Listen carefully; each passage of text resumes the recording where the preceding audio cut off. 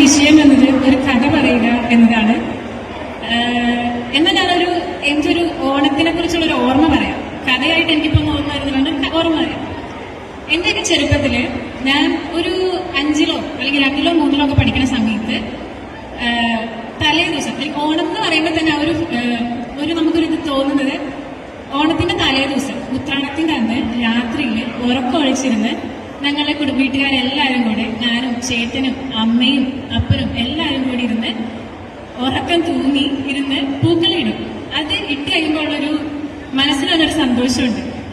അപ്പോഴാണ് ആ ഓണത്തിന്റെ ഒരു ഇത് നമുക്ക് തോന്നി തുടങ്ങുന്നത്. അത് കഴിഞ്ഞ് പിറ്റേ ദിവസം രാവിലെ എണീറ്റ് കുളിച്ച് പുതിയ വസ്ത്രമൊക്കെ ഇട്ട് പള്ളിയിൽ പോയി പ്രാർത്ഥിച്ച് തിരിച്ചു വന്നിട്ട് ഓണത്തിനുള്ള സദ്യയുടെ കാര്യങ്ങളൊക്കെ ഞങ്ങൾ എല്ലാവരും കൂടെ ഒരുമിച്ചിരുന്ന്, അത്ര ദിവസം എല്ലാവരും ജോലി തിരക്കിലായിരിക്കും, അന്നായിരിക്കും എല്ലാവർക്കും അവധി കിട്ടണം.